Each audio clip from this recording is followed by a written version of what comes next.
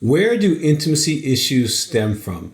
That's our topic today, and we're going to have some discussion around this. This is really important. In our culture, intimacy is lacking in so many different ways. And today, let's find out where that's coming from and maybe what we can do to help ourselves to be more intimate, more connected to those people that we really care and love about. Now, if you have yet to subscribe to our channel, I want you to do that. We have so many helpful videos, hundreds literally, for you to have a great recovery, great life, great marriage, all that kind of stuff. So subscribe, hit that button. If you have a question, put it in the box. We will get to it as soon as possible and respond right back to you. Well, where do intimacy issues come from? Now, I've been counseling people for almost 40 years. I have seen broken marriages, people infidelity, sex addiction, pornography addiction, intimacy anorexia, which if you don't know anything about that, we want to definitely maybe have a little shout out about that in a little bit. But one of the things I found out that is a contributor, and it makes perfect sense why someone would have an intimacy issue, if they've experienced abuse or severe neglect. Abuse can be physical abuse from a parent or even a bully. It could be emotional abuse from parent or peers. It can be sexual abuse from anyone, which would automatically flip the trust-mistrust issue as a child or even early adolescent, where trusting people would be very not what you want to do because trusting has caused you pain. Even spiritual abuse or neglect can cause someone to kind of move away from intimacy because when you're used as an object, when you're disregarded, when you're treated as worthless, it doesn't make sense for your heart to want to try to give itself because early on, you don't have abstract reasoning. You don't realize this is one person out of 100,000 who would do this to you. This isn't everyone. But when you're young, bad things happen to bad people. And so you can generalize that you're bad, that you're not good enough to give yourself, or you can generalize that the world is unsafe, flipping your existential crisis coin from trust to mistrust, which in our book, Partner Betrayal Trauma, we talk about when trauma resets you, you can choose trust or mistrust. And if you choose mistrust, you will have intimacy issues. It's legitimate. It's to protect yourselves, but it only lets you survive. It doesn't let you live. We'll talk more about that later. Addictions are another reason why people have intimacy issues. Now, this one's a little bit more nebulous in the fact that it doesn't matter what kind of family you come from. You can come from a perfectly good family where there's good attachment, healthy relationships, and your other siblings are fine. But if you get into an addictive behavior, you literally stop developing spiritually, emotionally, and morally.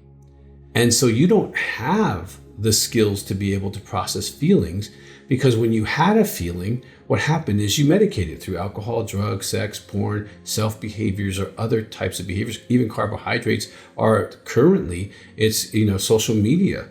When kids have a feeling, they go to social media and they distract themselves, they entertain themselves. Even entertainment itself is an addiction to many people in Western culture now. So we don't have a place where we say, this is what I felt today. I did really good proactive work with my children and asking them to share a feeling a day. When I put my daughter to bed, we would do a feeling a day. So she learned a man could share feelings. And so she married a man who could do feelings and was not attracted to men who couldn't, which would be addicts, people with disorders, people with emotional issues. So learning the emotional development stops with addiction. So you don't learn how to really feel painful feelings and push through them. You escape that process, and you can escape that for 50 years or even longer. So that is another reason why. Now, role model neglect, when you live in a culture, and we could talk about South American culture, we could talk about Asian culture, we could talk about European culture, we could talk about American culture, or even Russian culture. There's a lot of cultures who really don't focus on emotional development at all. And so what happens is mom and dad are not skilled and they pass that lack of skill onto you.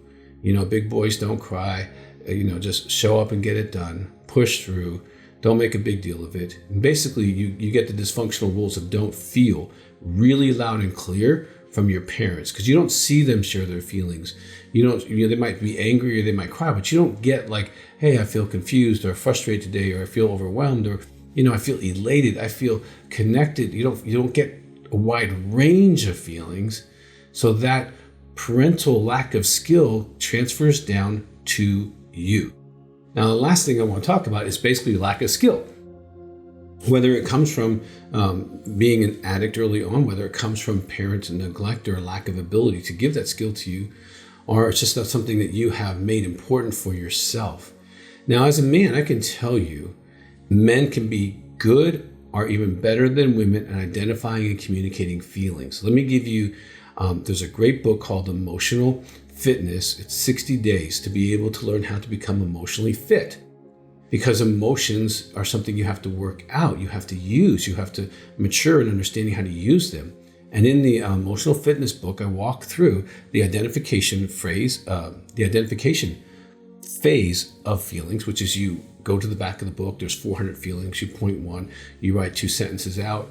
I feel blank when I first remember feeling blank. And that's just you starting to identify your internal environment. And then if you have a friend or you're married or a relationship, you can do the feelings with them. You share that with someone else so that you get good at communicating feelings. And then there's exercises in there to deal with past issues, but also to be able to actually feel a feeling, hold that for 15 seconds times 3, and then be able to magnify that feeling so that you can feel it at a larger level and still know that you can manage it. So in real time when it's happening, you can manage a stronger feeling. And also you learn how to switch a feeling. So, hey, if you're feeling this feeling, you can literally say, you know what, I don't want to stay here. I'm going to switch to this. And because feelings are in your fascia system, they're not in your brain, you can actually learn how to train your fascia system to switch feelings. And you can do this in about 60 days. Now you have to do about 15, 20 minutes of work a day. But emotional fitness is for everyone, male or female. And women, if you have challenges like maybe your feelings go too fast or you make decisions based on your feelings, you can rein that in, be able to focus and do that. And then now, if you have a regulation issue with your feelings, also a lot of women who've come to my office for 5-day intensive, they've experienced extreme trauma, being cheated on or other issues like that, rapes and abortions and things, and their brain has been traumatized. And we have a neuromodulation treatment in the office building that is incredible to help the brain be able to process better, more neuroplasticity. And so that can help you as you're training yourself to identify, actually communicate, but actually feel a feeling and then switch a feeling so you can be emotionally fit. So regardless as to like how you got to a place where there might be intimacy issues. Now, if you're living with or you are having intimacy anorexia, this is actually a requirement for you to get better. You would share 2 feelings with your spouse every day. Intimacy anorexia is the active withholding of spiritual and emotional intimacy with their spouse. They're too busy for you, they blame you, they withhold love, withhold praise, withhold sex, or disconnected during sex. Unwilling to share their feelings, use anger or silence as a way to control you, has ongoing or ungrounded criticism of you. Sometimes they control our money, but you feel like a roommate in your marriage. And if that's you, definitely we have lots of videos on that. Get some research on that. Go to intimacyanorexia.com because that is a real intimacy. That's where someone's actively withholding. It's not like they just don't have the skill. It's like, I could, but I won't. That is a different thing. That's called intimacy anorexia. But generally speaking, if you're just on your journey and you want to improve this, I mean, I did the emotional fitness stuff for myself. I developed a feelings exercise for couples for myself because when I was getting my master's degree in counseling, I'll never forget this. I was in a huge room with probably 100 students and a professor, and he was just kind of doing his little speech, and at some point you start drifting off, and at least I did. And I'm like, these people are never going to teach me how to do feelings. And I found a feelings list and I start doing these exercises for me because I figured if I was going to counsel, I had to be able to know what I was feeling so I could sense what someone else is feeling. And that is one of the perks. You get a real intuition and a more empathy and connectedness to other people. And with your kids, you can ask them, hey, are you feeling alone or lonely? Are separated, are rejected? Now, those are all different feelings. And when your child can, as they move towards adolescence, separate these feelings, there's less slamming of doors. There's more, I need to talk, or I don't want to talk, but I'll talk about it later. And you can have those kind of experiences instead of them having to find an addiction because they don't know what to do with their feelings. Well, I hope this conversation's been helpful for you. I really hope if you need any kind of help, call my office, Heart to Heart Counseling Center, 719-278-3708. We are here to help you. And again, subscribe to our channel. If you have a question, put it in the box. We want you to live the best life possible, and being emotionally fit is definitely a key to your success.